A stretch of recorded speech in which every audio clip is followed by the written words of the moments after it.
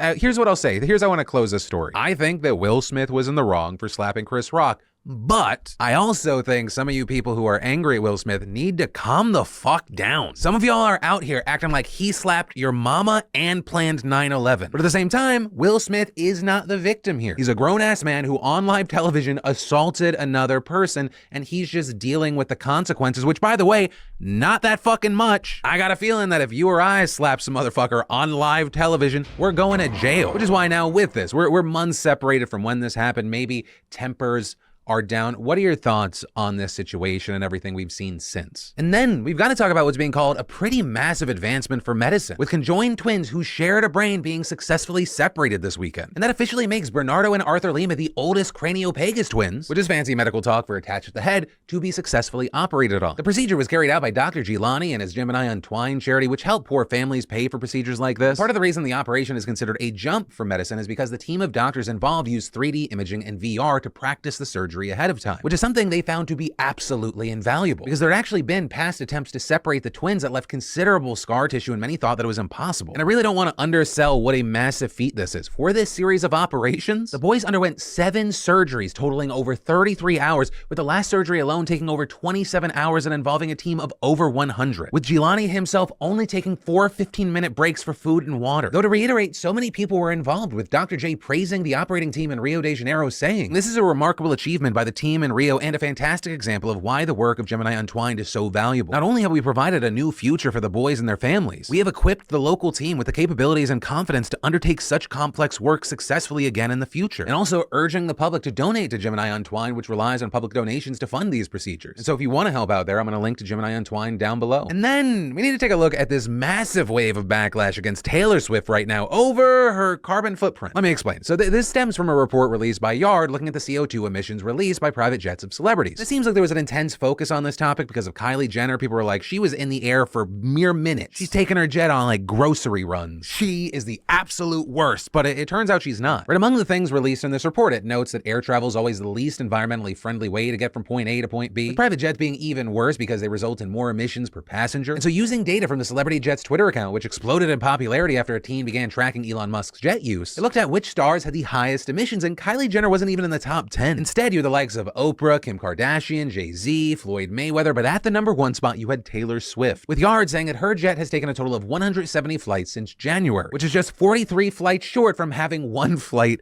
per day. Because keep in mind, there have only been 213 days so far this year, with the jet spending a total of nearly 23,000 minutes in the air, roughly 16 days of flight, which makes her jet's flight emissions for the year come to 8,293.54 tons, which is over 1,000 times more than the average person's total annual emissions. And while her average flight time was 80 minutes, her shortest was just over half an hour. Though, with this, I do want to note that Yard's report did come up with this disclaimer, saying Yard is aware that this list is not conclusive to the biggest offenders, but the biggest offenders according to the data as presented on the Celebrity Jets Twitter page. And adding, Yard is also aware that this data is based on these celebrities' planes, and whilst there is no way to determine if these celebrities were on all the recorded flights, the purpose of this study is to highlight the damaging impact of private jet usage. But none of that stopped Taylor from getting absolutely slammed online, with people calling her a climate criminal, with people saying things like, "As a huge Taylor Swift fan, I was so disappointed to find out she is responsible for the highest amount of celeb private jet CO2 emissions. 170 plus flights in 6 months? Fucking seriously? And this planet is shared by us all. Celebs and rich people should not be able to destroy it for the rest of us while using it for their own whims. Time to start holding people accountable." But at the same time, you had those defending her. The general gist being, this is kind of just a distraction, and saying the real climate blame is on major corporations responsible for the majority share of global emissions. Now, that said, as far as Taylor's response, a spokesperson for Taylor gave a statement to The Hollywood Reporter saying, "Taylor's jet is loaned out regularly to other individuals. To attribute most or all of these trips to her is blatantly incorrect." Though, that response elicited a ton of eye rolls online, with people saying things like, "You've really got to hand it to Taylor Swift's publicist, because, quote, she generously rents out her jet for her poorer friends who can't afford their own personal jets to use is the funniest possible way to put a humanitarian spin on her carbon emissions." And with all of this, personally, I'll say I'm a little bit torn. I mean, one, sometimes I loan out my jet is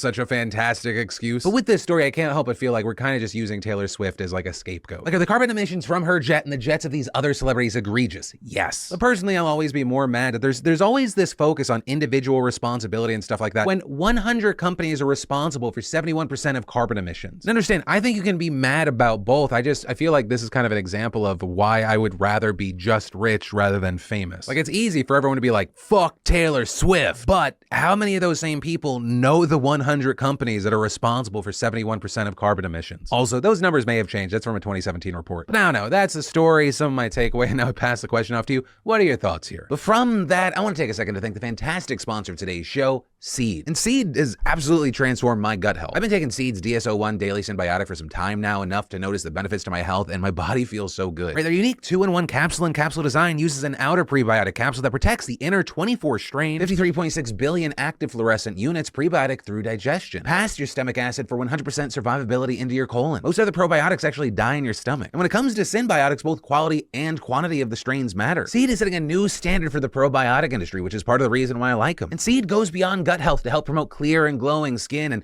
heart health, but I have to say, the most support that I've felt is my gut health. Ease of bloating, healthy regularity, a lot of other stuff that's TMI, but amazing. Plus, in your first month, you get this refillable glass jar or travel glass vial and a 30-day supply. After that, they send refills packaged with sustainable, biodegradable materials. So, hey, go to seed.com/DeFranco and use code DeFranco to get 15% off your first month supply of Seed's DSO1 plus free shipping. And then, in huge international news, we should talk about Speaker of the House Nancy Pelosi and an airplane. But in this story, it's not about carbon emissions, but rather a potential World War III. Fun. Right, so Pelosi is on an Asian tour with other congressmen visiting U.S. partners and allies in the region, including Japan, South Korea, Malaysia, and Singapore. Which, I mean, it's a story about U.S. officials going around to talk to allies. Don't fucking care. But Pelosi is now expected to visit Taiwan tomorrow, which would be the first time a Speaker of the House has done so in 25 years. And for China, they have a massive fucking problem with this. Right, so here's the TLDR. Mainland China claims that Taiwan is a breakaway territory and doesn't like when foreign dignitaries visit it because it gives Taiwan legitimacy as an independent country. And while officially the U.S. doesn't recognize Taiwan as a country, it also supports it in many, many ways. And so because of that, when American officials visit Taiwan, those visits aren't normally announced publicly to prevent China from saber rattling and making a whole big deal out of it. And now leading up to Pelosi's potential visit, we can see why the U.S. plans these visits secretly. Right, one Chinese journalist working for the propaganda paper Global Times put out a now deleted tweet saying, if U.S. fighter jets escort Pelosi's plane into Taiwan, it is an invasion. The PLA has the right to forcibly dispel Pelosi's plane and the U.S. fighter jets, including firing warning shots and making tactical movement of obstruction. If ineffective, then shoot them down. Now, that guy is a clown and says ridiculous things all the time. But very notably, he and the paper that he works for are backed by the government and often are used as a way to test crazier ideas for the Chinese public. Also, in more official statements, China's foreign ministry spokesperson warned that her visit would be a gross interference in China's internal affairs and lead to very serious developments and consequences. And adding, we would like to tell the United States once again that China is standing by, the Chinese People's Liberation Army will never sit idly by, and China will take resolute responses and strong countermeasures to defend its sovereignty and territorial integrity. Now, this is not the first time that China has threatened some kind of military force to ensure that Taiwan comes under mainland control, but the rhetoric has increased a lot lately, and its Eastern Theater Command even posted a video today showing military exercises in the region. Now, here's the weird thing with covering the story. It's actually unclear officially if Pelosi actually planned to visit. Taiwanese papers quoted unnamed sources were first to claim it was on the books. And today you have Politico reporting that she's scheduled to travel there this week, according to a congressional official and a Taiwanese official familiar with the itinerary. And public word has been weird. Like last week, Biden said that the military thought such a visit was not a good idea right now. But then you're in this situation that's really a catch-22, right? Because while the U.S. doesn't want to needlessly poke China for no reason, it also doesn't want to look weak amid China's rhetoric, which has now led many to go, well, she kind of has to go now. And so more recently, we've seen statements like that of National Security Council spokesperson John Kirby saying, it is not uncommon for congressional leaders to travel to Taiwan. We shouldn't be, as a country, intimidated by the rhetoric or those potential actions. This is an important trip for the speaker to be on, and we're going to do whatever we can to support her. So while we'll likely never know if this was always planned, I mean, the next 24 hours are going to be tense in the region. Because, it's all saber-rattling until it's more than that. And I mentioned that because when the foreign ministry spokesperson was asked to specify, what would China do here, he just said, if she dares to go, then let us wait and see. Which, one,